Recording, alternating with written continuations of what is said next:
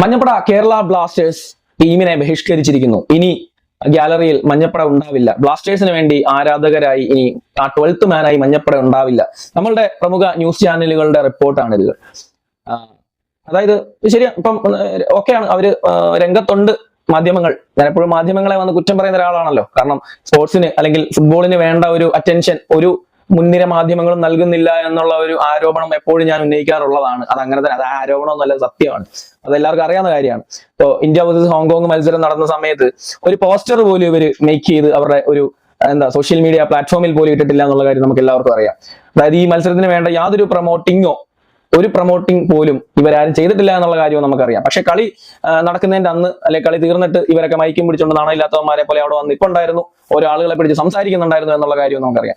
പക്ഷെ ഇപ്പോ ബ്ലാസ്റ്റേഴ്സിന്റെ ഈ ഒരു സിറ്റുവേഷൻ വന്നപ്പോൾ, അതായത് മഞ്ഞപ്പടയുടെ സിറ്റുവേഷൻ വന്നപ്പോൾ ഇവർ ഇറങ്ങിയിട്ടുണ്ട്. എന്തുകൊണ്ട് എന്ന് ചോദിച്ചു കഴിഞ്ഞാൽ ഇതിനകത്ത് കൊതിയും ചുണയും ഉള്ളത് കൊണ്ട് മാത്രമാണ് ഇവർ ഇറങ്ങിയിരിക്കുന്നത് എന്നുള്ള കാര്യം നമുക്കറിയാം.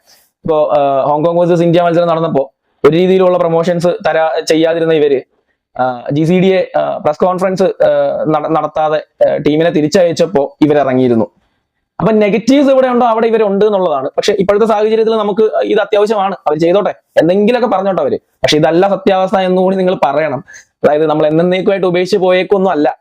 എന്താ സംഭവം, എന്തിനാണ് നമ്മൾ സ്ട്രൈക്ക് ചെയ്യുന്നത്, എന്തിനു വേണ്ടിയിട്ടാണ്, നമ്മൾ എപ്പോ തിരിച്ചു വരും, നമ്മൾ എന്തൊക്കെയാണ് ഡിമാൻഡ് ചെയ്തിരിക്കുന്നത്, എന്ത് കാര്യത്തിന് വേണ്ടിയിട്ടാണ് മഞ്ഞപ്പട ഈ സ്ട്രൈക്ക് ചെയ്യുന്നത് എന്നൊക്കെ റിപ്പോർട്ട് ചെയ്യേണ്ട ഉത്തരവാദിത്വം ഇവിടുത്തെ മാധ്യമങ്ങൾക്കുണ്ട്. പക്ഷെ അതൊന്നും അവർ ചെയ്യില്ല. പോസിറ്റീവ് കാര്യങ്ങളൊന്നും അവർ ചെയ്യില്ല, നെഗറ്റീവ്സ് മാത്രം, കൊതിയും ഞൊണയും മാത്രം പറയാനിരിക്കുന്ന മാധ്യമങ്ങളോട് താങ്ക് യു.